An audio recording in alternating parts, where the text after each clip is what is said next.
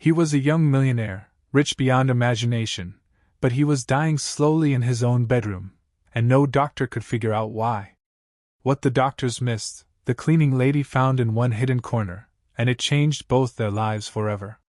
Sophia Ramirez had spent months quietly cleaning the sprawling Carter estate, barely noticed by the man who lived there. Nathan Carter, a young tech millionaire, had been sick for as long as she'd known him, pale, exhausted, coughing endlessly, trapped in his master's suite, while doctors shrugged helplessly. But one evening, while checking a dark corner behind the massive walk-in closet, Sophia noticed it. A small, dark, damp patch hidden behind the wall. The smell hit her instantly, rotten, poisonous, unmistakable. Her heart raced as she realized what this meant. The very room Nathan spent most of his life in was slowly making him sick, maybe even killing him. She had a choice. Ignore it and stay safe, or speak up and risk everything to save a man who didn't even know she existed. That moment would change both their lives forever. Sophia Ramirez had been working at the sprawling Carter estate in Greenwood Hills for only 3 months. Yet every day she still found herself in awe of the place. 15 bedrooms, 7 bathrooms, a library straight out of a movie, and gardens that seemed to stretch endlessly. Everything spoke of wealth, luxury, and a life she had only ever glimpsed from the outside.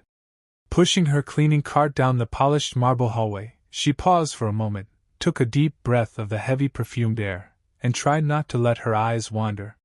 Nathan Carter, the 31-year-old tech mogul who owned the estate, had a reputation that intrigued Sophia almost as much as it intimidated her.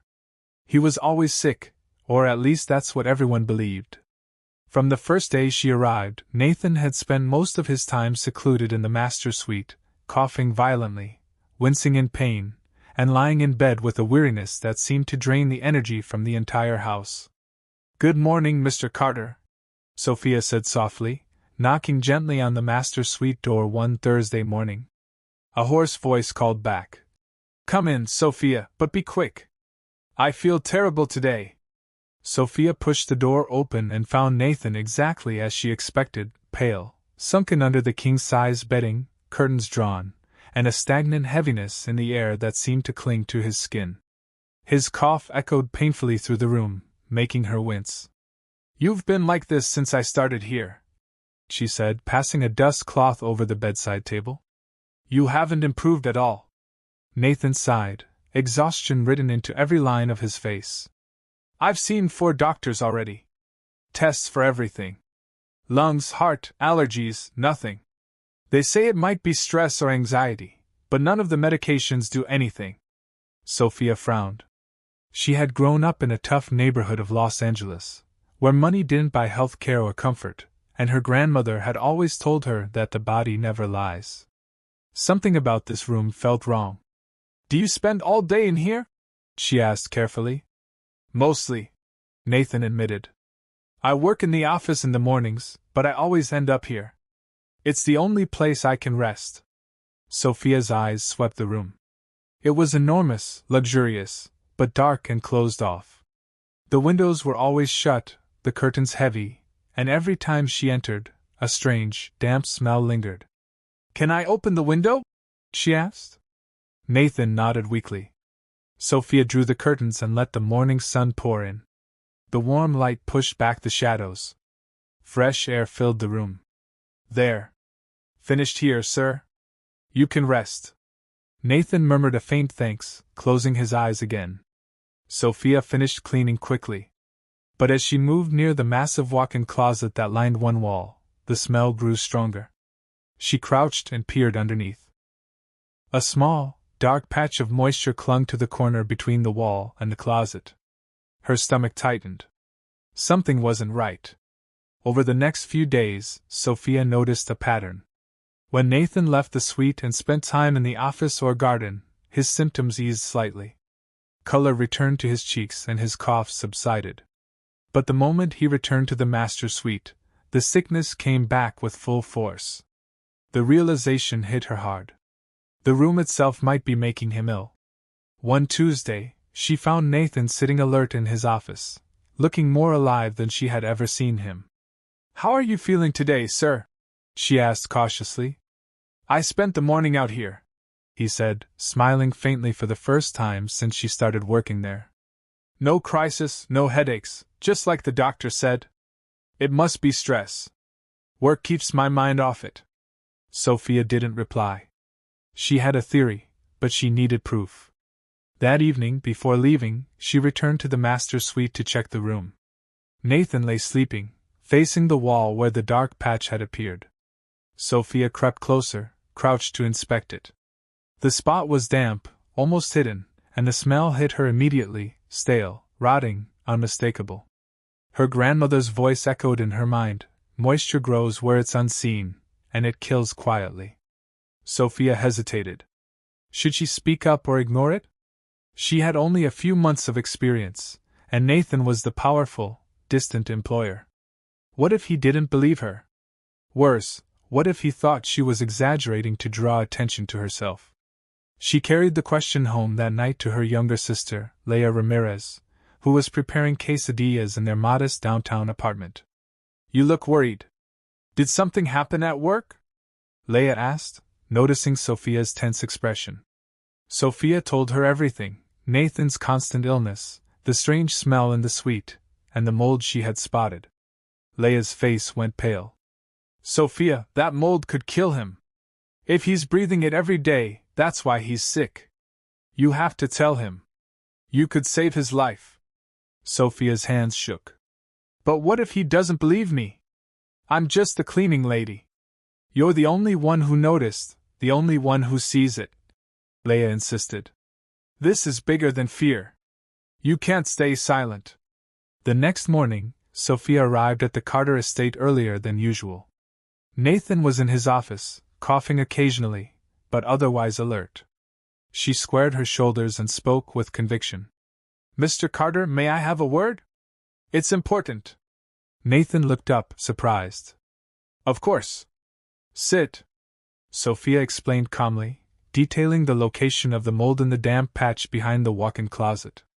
She described the symptoms, the recurrence of his illness when confined to the room, and drew upon her personal experience with dangerous moisture growing unseen in homes. Nathan paused, skeptical, yet a flicker of doubt crossed his eyes. Why would it only affect me in the master's suite? He asked. Because it's confined to that space. You feel fine elsewhere, the office, the garden. But return here and it worsens. I've seen it before, Sophia said, voice steady. Nathan stood and followed her upstairs. Sophia pointed to the corner behind the closet. The small dark patch was nearly invisible unless you looked closely. Nathan leaned forward, sniffed cautiously, and immediately recoiled. The smell was unmistakable, pungent and putrid. My God, how did I never notice this? He murmured. Sophia met his gaze, calm but resolute. The room has been making you sick, sir. Opening the windows and proper treatment is the only way to fix it. For the first time, gratitude softened Nathan's face. You saved my life, Sophia. I can't believe I didn't see it myself. The next morning, Nathan Carter woke to a clarity he hadn't felt in months. The first night spent away from the master suite had been quiet, the air clean, the oppressive weight of illness finally lifted just enough for him to notice the difference. Sophia had insisted he sleep in a guest room while the mold experts prepared the treatment. Nathan's head still throbbed slightly, but it was a sharp contrast to the crushing fatigue that had plagued him for years. Sophia arrived early, armed with her cleaning supplies and a steady sense of purpose. She found Nathan in the home office, sitting upright at his desk, his usual paleness replaced with a hint of color. Good morning, sir, she said cautiously. Nathan looked up and smiled, and it wasn't the forced, fleeting expression he had shown her before. It was real, bright, almost radiant. Good morning, Sophia. I feel better, he admitted, his voice tinged with disbelief. No headaches, no constant coughing. I didn't realize how bad it had been until now. Sophia allowed herself a small, relieved smile. She had suspected the mold, but seeing the tangible improvement in Nathan confirmed what she had long feared. It wasn't stress, not entirely. It was the hidden poison thriving in the very room he had relied on for rest. Over the next few days, Nathan stayed mostly in the garden or the office, carefully avoiding the master suite. The contractors worked efficiently, tearing down part of the wall behind the walk-in closet and removing months' worth of mold accumulation. Sophia supervised quietly, making notes, ensuring Nathan was shielded from the worst of the exposure. The air felt lighter in the estate, and Nathan's energy visibly returned. By the end of the week, Nathan was walking through the gardens each morning, opening windows that had long been sealed shut, and laughing over phone calls with colleagues. His staff noticed the change, exchanging glances at the remarkable transformation. But it was Sophia's quiet, unwavering presence that made the biggest difference. She hadn't expected recognition. Her only goal had been to do her job well. But Nathan, now feeling alive again, was compelled to express his gratitude. "Sophia," Nathan said one morning as she watered the balcony plants, "I know I'm your employer, but I need you to understand. You've done more for me than any doctor, any expensive medication, anyone I've paid to help me. You saved my life." Sophia froze, her hands gripping the hose tighter. She had never imagined anyone would say that to her. Her job had always been invisible. "You don't need to thank me, sir. I saw what was wrong," she replied softly. Nathan shook his head, smiling faintly but with seriousness in his eyes. "No, you don't understand. I want to do more than thank you. I want to invest in you. I want to support you, your future, your growth. You've got an eye for things most people overlook, and that's rare." Sophia's eyes brimmed with tears, but she blinked them back. She wasn't used to recognition, let alone such generosity. Nathan handed her a voucher for a management training program at a private school, fully funded. "Consider this an opportunity to build something for yourself," he said. "I want you to have every chance to succeed." The gesture shook Sophia. It was more than she had ever dared to hope for, and it made her question the nature of her feelings. She had spent weeks noticing Nathan's vulnerability, his struggle, and the way he trusted her. Each day, their relationship evolved from formal politeness to mutual respect, and now perhaps something more. As Sophia progressed through the management course, she arrived home exhausted each evening, but with a light in her eyes that her sister Leah hadn't seen in years. "You're different," Leah remarked one night over dinner. "Happier, lighter." Sophia smiled faintly, too tired to explain. "It's the course," she said vaguely, though she knew it was more than that. It was the way Nathan had made her feel seen, important, and capable. Nathan, for his part, began seeking her advice, involving her in minor decisions, and even sharing personal thoughts he had never voiced to anyone in the household. Their conversations became longer, more meaningful, and sometimes Sophia caught him looking at her in ways that made her heart pound. She knew she was walking a line, she was his employee, but the connection they were forming was undeniable.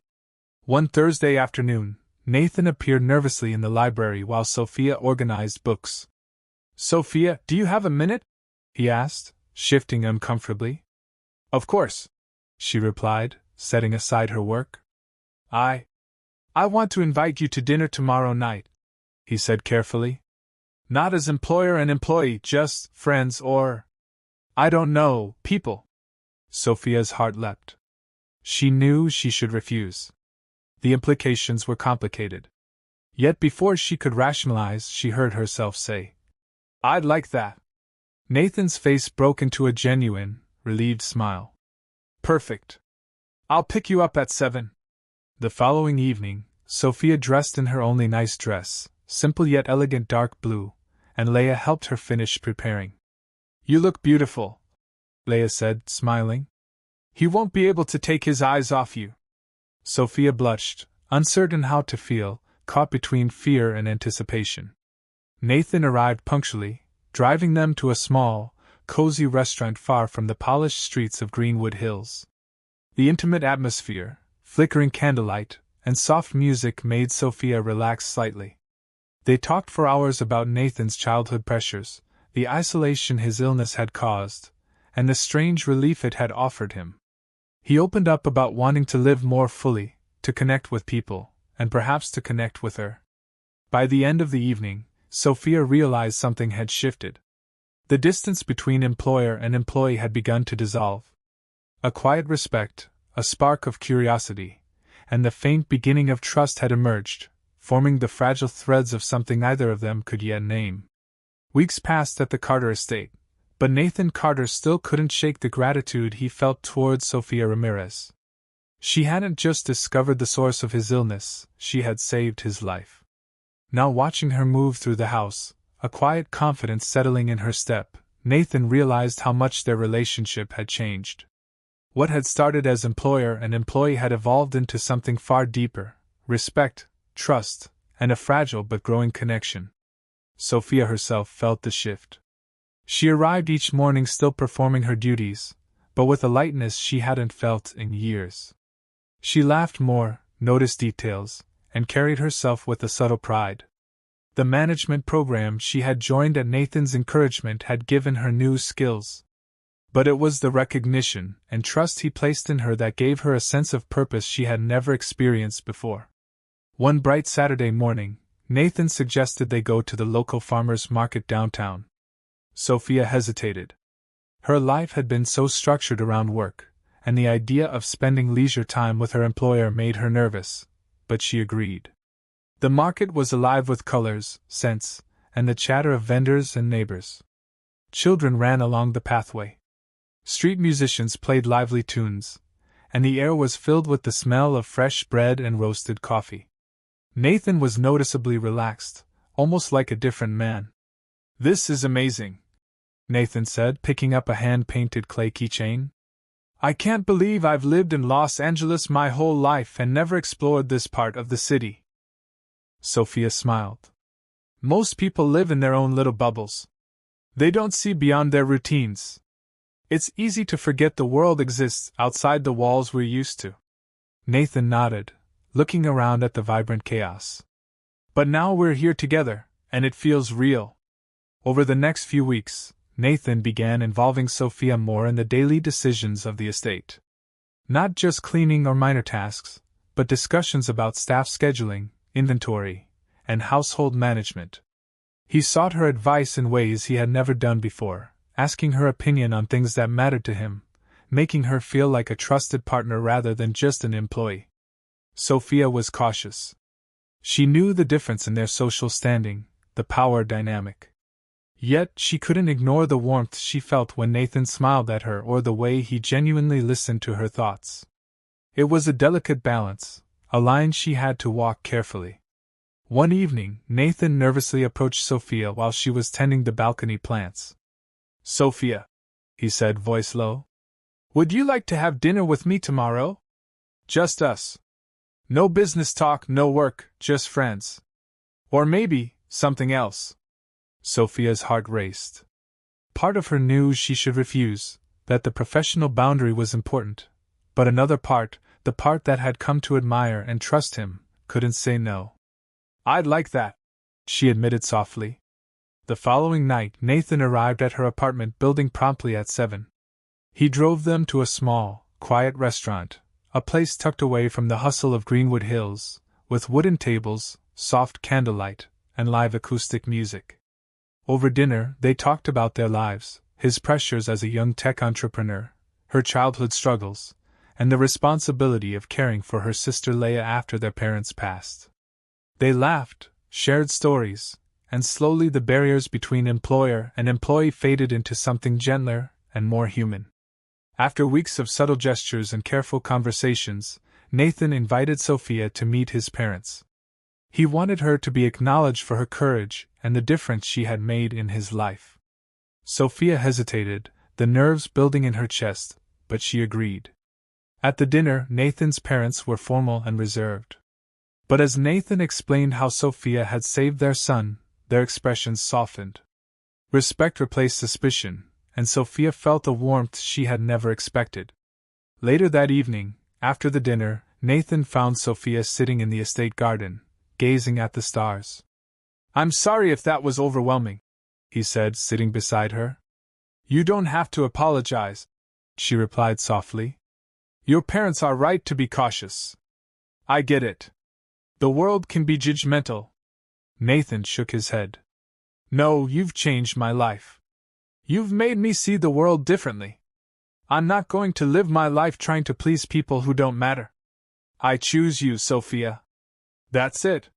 Sophia's eyes filled with tears. The fear and hesitation that had kept her cautious melted away in that moment. I choose you too, she whispered, smiling through the emotion. In the months that followed, Sophia became more than just an employee. She became Nathan's trusted partner in managing the estate and overseeing projects, all while completing her management course. Leah, who had always been a close support, graduated as a nurse and began working at a nearby hospital, proud and independent. Life didn't suddenly become perfect. There were still whispers from staff, the occasional judgmental glance, and moments when Sophia questioned if she truly belonged in Nathan's world. But together, Nathan and Sophia built something solid: respect, gratitude, and eventually a quiet, profound love that didn't need grand gestures to be felt. One morning, as they shared coffee on the balcony, Nathan reached for Sophia's hand. Do you remember the first day you discovered the mold? He asked, smiling. If you hadn't spoken up, I don't know what would have happened. You didn't just save me physically, you saved me completely. Sophia squeezed his hand. I didn't do it for praise. I did what was right, and I'm glad it mattered to you.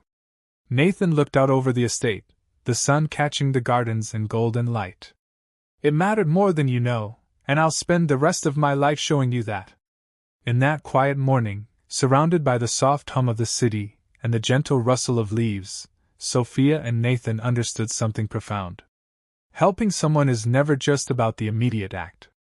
It's about recognizing a need, having the courage to act, and opening a path to something better for them and for yourself. They sat in silence, hearts full, knowing that from this moment forward, life could take them to places they had never imagined. Together, equal parts respect, gratitude, and love. If you were Sophia, would you accept Nathan's invitation to dinner knowing he is your employer? Do you think their growing closeness is appropriate, or could it become complicated? Would you risk your feelings for someone in a position of power if it might change your life? Do you think Sophia and Nathan's relationship could thrive despite their differences in background? Would you have had the courage to speak up if you were in Sophia's position? If this story inspired you, comment a 100 below. Tell us which country you're watching from and share this video with someone who needs to hear it.